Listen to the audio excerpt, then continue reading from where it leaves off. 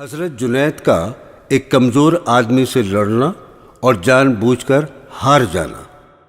حضرت جنید بغدادی بادشاہ کے یہاں شاہی پہلوان تھے۔ اسی شہر میں ایک سید زادہ جو کہ بہت غریب تھا اور تنگ دستی میں گزر بسر کر رہا تھا، وہ غریبی سے تنگ آ گیا تھا۔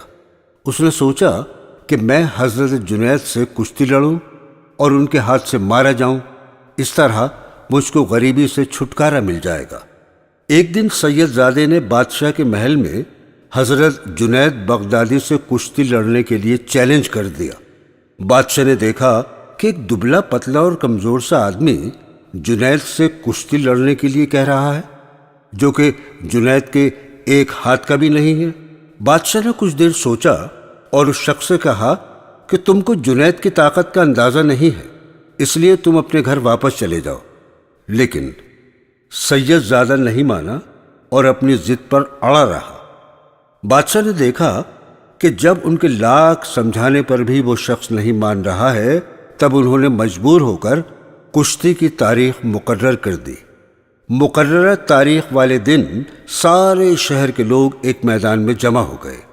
کشتی کے میدان میں جب حضرت جنید بغدادی اور سید زادہ آمنے سامنے لڑنے کے لیے کھڑے ہوئے، تبھی سید زادہ نے حضرت جنید کے قریب آ کر کہا، میں کوئی پہلوان نہیں ہوں اور نہ ہی میں تم سے جیت سکتا ہوں۔ میں بہت غریب ہوں اور گھر میں کھانے کے لیے کچھ بھی نہیں ہے۔ اگر آج آپ مجھ سے کشتی میں ہار جاتے ہیں تو مجھ کو بادشاہ کی طرف سے بہت انعام ملے گا اور میری غریبی دور ہو جائے گی۔ حضرت جنید بغدادی نے اس شخص سے کہا کہ تم بادشاہ سے مدد کیوں نہیں مانگ لیتے؟ سید زادے نے کہا، میں حضور صلی اللہ تعالی علیہ وسلم کی آل میں سے ہوں، میں کسی کے آگے ہاتھ نہیں پھیلا سکتا۔ اگر آج آپ ہار جاتے ہیں تو آپ کو کچھ دنوں تک اپنی بے عزتی پر ملال رہے گا، مگر میں آپ سے وعدہ کرتا ہوں کہ قیامت کے دن اپنے نانا کے ہاتھ سے تمہارے سر پر شفاعت کی دستار بندھواؤں گا۔ حضرت جنید نے سوچا کہ یہ تو بہت سستا سودا ہے، مجھ کو ہارنے کے بعد بھی جیت ملے گی۔ کشتی شروع ہو گئی۔ کچھ دیر تو حضرت جنید نے زور آزمائش کی اور پھر اچانک گر گئے اور سید زادہ ان کے سینے پر بیٹھ گیا اور زور زور سے کہنے لگا، میں جیت گیا، میں جیت گیا۔ یہ منظر دیکھ کر سب حیران رہ گئے اور کچھ لوگوں نے خوشی سے سید زادے کو کندھوں پر اٹھا لیا۔ کچھ لوگ آپس میں کہنے لگے کہ اتنا بڑا پہلوان ایک کمزور آدمی سے ہار گیا۔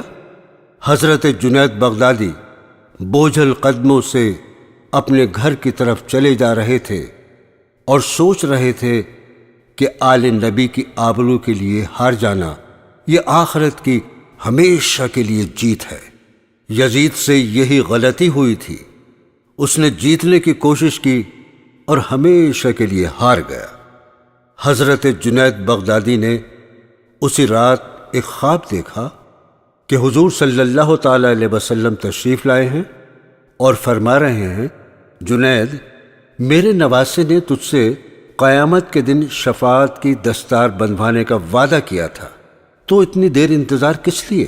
قیامت کے دن تو شفاعت کی دستار بندھے گی ہی، لیکن میں تیرے سر پر اس وقت ولادت کی دستار باندھ دیتا ہوں۔